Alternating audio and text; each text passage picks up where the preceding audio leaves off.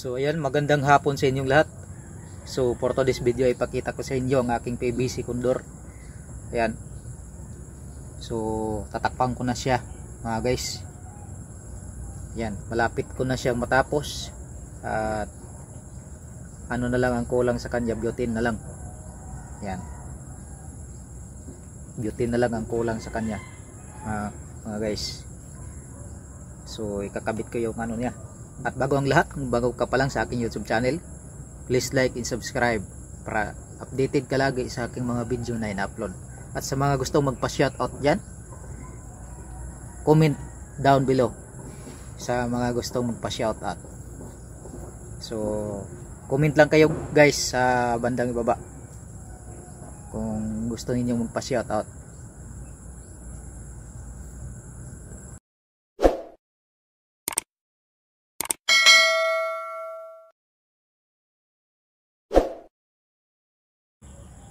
So ito na po. Yan, bago ko takpan, ipapakita ko muna sa inyo na ito ay gumagana. Yan. Yan, ilalapit natin sa camera. Ayan po siya. Siya ay gumagana. Malakas yung kanyang magnetic trigger. So ayan, nakakabit na yung silencer, pero hindi pa siya magamit mga guys dahil hindi pa siya tapos. So gagawa pa ako ng butane.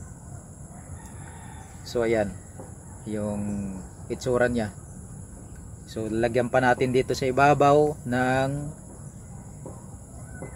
design, tapos dito ilalagay yung scoop sa ibabaw. So tatakpan pa natin to, lalagyan natin dito ng manipis na PVC na may kulay. So hahanap tayo ng PVC na kulay blue kung makahanap tayo, at ilalagay natin dito sa bandang ibabaw. So ayan. So yan guys, yung aking PVC condor. So tatakpan na po natin. So nakita naman ninyo guys, at gumagana talaga siya at malakas yung magnetic trigger niya. Yan. So i-update ko na lang kayo dito guys kapag natapos ito, at ipapiring natin ito kapag natapos siya. Susubukan natin kung puputok ba at malakas. So ito nga pala guys ay dito yung niya, lagayan ng bala. Ito po ay ditulak, hindi siya di-slide. Ayan. Ayan siya. So dito natin ilalagay yung bala niya. Ito, ayan. Mayroon kasing nagtatanong sa atin kung saan natin ilalagay yung bala. So dito natin ilalagay guys yung bala. Ayan. So nandito na rin yung barrel niya, nakaabang. Tapos kung sakaling malagyan na natin ng bala, ay ibabalik lang po natin siya ng ganon.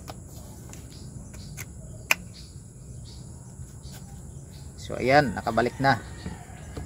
Medyo matigas siya ng kaunti, pero di naman ganong matigas talaga, kaunti lang. So lalambot din yan kasi may ilalagay natin siya, may ilalagay natin dito na para lumambot. So ayan, yan siya. Dito yung bala nakalagay. So hanggang dito na lang guys, at maraming salamat sa inyong pagsuporta sa aking mumunting channel. At ingat po kayo palagi.